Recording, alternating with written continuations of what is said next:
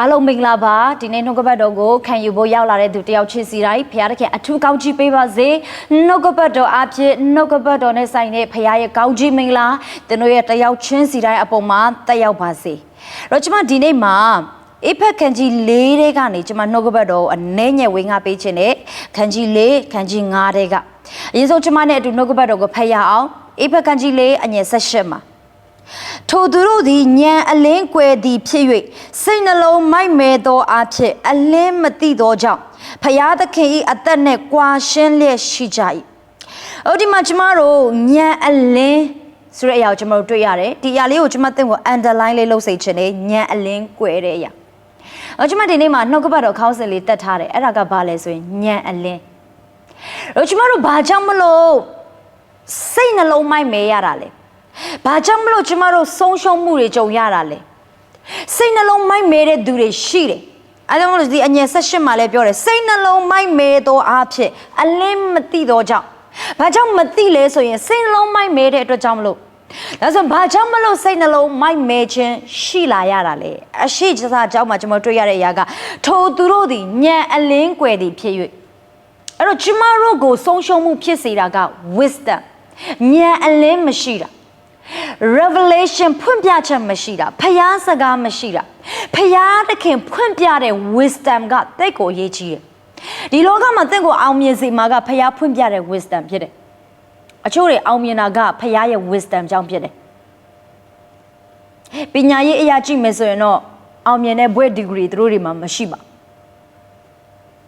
ဒါပေမဲ့ဖယားတခင်ဘာကြောင့်မလို့ချီးမြှောက်လဲဖယားတခင်ဘာကြောင့်မလို့သူတို့ကိုအသုံးပြုလဲဖယားတခင်ရဲ့ wisdom အဖြစ်ဒီအရာတွေကိုသူတို့ဆုံးဖြတ်ချက်ချနိုင်တယ်ဖယားတခင်ရဲ့ wisdom အဖြစ်ဒီအရာတွေကိုသူတို့လုပ်နိုင်ခဲ့တယ်အဲ့တော့ဖယားရဲ့ဉာဏ်အလင်းကအရေးကြီးတယ်ထိုသူတို့ဒီဉာဏ်အလင်းကွယ်ဒီဖြစ်၍အဲ့တော့သင်ဘဝမှာဉာဏ်အလင်းမကွယ်ဖို့အရေးကြီးတယ်အလင်းရဖို့လိုတယ်အလင်းဆိုတာဘာလဲဖယားသခင်ရဲ့နှုတ်ကပတ်တော်ဖွင့်ပြချက်ဖြစ်တယ်နှုတ်ကပတ်တော်ရောက်လာတဲ့အခါမှာအလင်းဖြစ်လာတယ်ဒီလောကကြီးအမောင်မအတိဖြစ်တယ်လွတ်လပ်လဟာဖြစ်တယ်ဘာမှမရှိတဲ့နေရာကဖခင်ရဲ့နှုတ်ကပတ်တော်ရောက်လာတဲ့အခါမှာအားလုံးဟာရှိလာအဲကြောင့်မသင်ဘဝမှာရှိလာစေခြင်းရင်ဖခင်ရဲ့အလင်းလိုတယ်အဲဖခင်ရဲ့အလင်းနဲ့ wisdom နဲ့သင်သွားမယ်ဆိုရင်သင်ဘဝမှာမရှိတဲ့အရာတွေကရှိလာမှာဖြစ်တယ်စိတ်နှလုံးမိုက်မဲခြင်းကဉာဏ်ပညာမှာအားနေတဲ့အတွက်ကြောင့်ဖြစ်တယ်သင်စိတ်နှလုံးကောင်းစားဖို့ဆိုရင်သင်ရဲ့ဉာဏ်ကိုအရင်ဆုံးသင်ဟာ train ရမယ်သင်ရဲ့ဉာဏ်မှာအရင်ဆုံးသင်လေ့ကျင့်ရမယ်ကောင်းစားတဲ့အတွေးခေါ်များများတွေးရမယ်မိုက်မဲတဲ့လုပ်ရက်တွေကိုလုပ်စေတာကလည်းဉာဏ်အလင်းမရှိတဲ့အတွက်ကြောင့်ဖြစ်တယ်လူအချို့တွေဘာကြောင့်မလို့မိုက်မဲတဲ့လုပ်ရက်တွေကိုလုပ်လဲမစင်စားနိုင်လို့ဖြစ်တယ်မတွေးခေါ်နိုင်လို့ဖြစ်တယ်ဟာလေလုယာအာမင်ဒီအေဖက်ခန်းကြီး9မှာလည်းကျွန်မကြည့်စေချင်တယ်အခန်းကြီး9အငယ်10ကနေ10အထိကိုအတူတူကဖတ်ရအောင်အထက်ကာလ၌သင်တို့သည်မှောင်မိုက်အတီးဖြစ်ကြ၏ယခုမူကားသခင်ဖျား၌အလင်းဖြစ်ကြ၏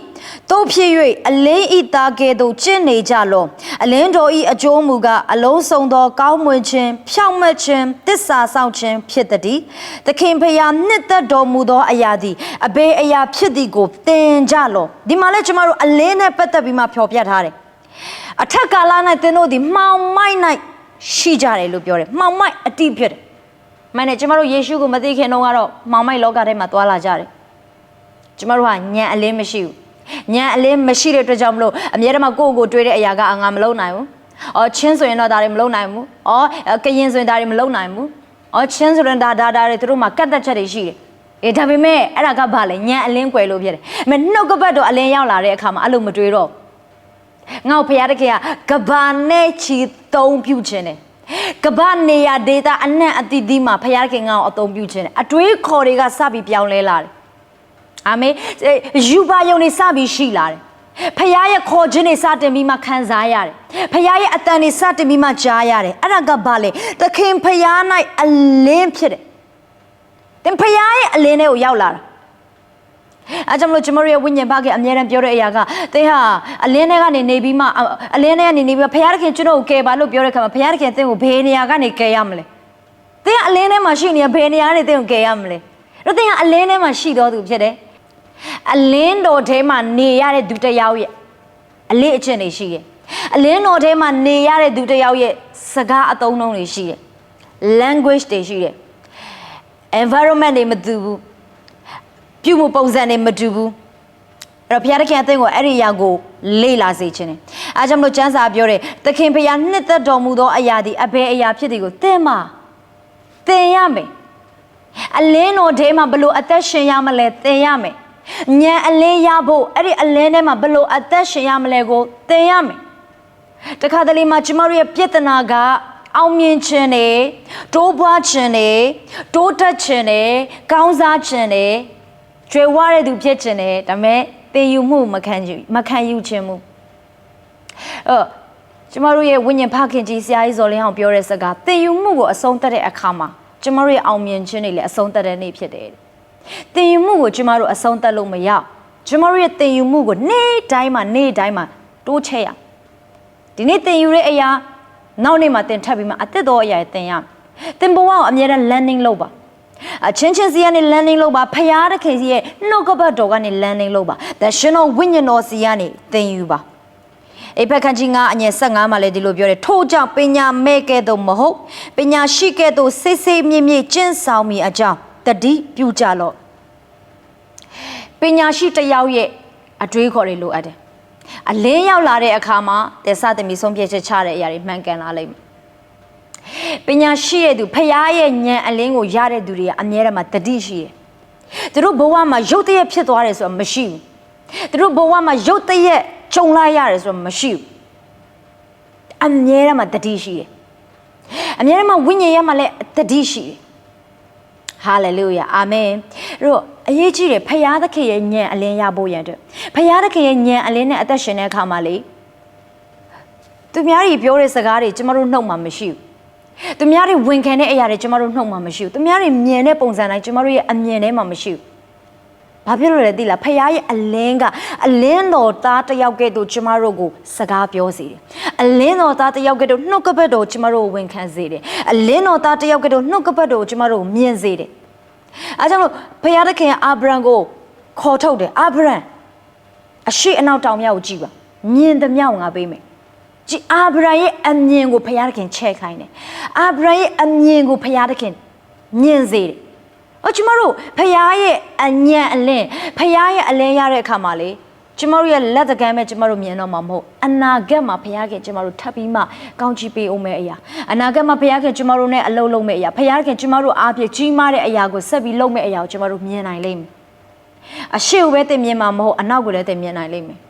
တောင်မြောက်ကိုလည်းသင်မြင်နိုင်လိမ့်မယ်ဖရာအလုံးလုံးမယ့်အရာကိုသင်မြင်နိုင်လိမ့်မယ်အာမင်တေချာတဲ့အရာတခုကဘုရားသခင်ကမြေကြီးစွန်းတိုင်အောင်တင်တဲ့အတူလုပ်လို့မယ်ဘုရားခင်ကပြောတယ်တမန်တော်ကိုင်း1အငယ်8မှာ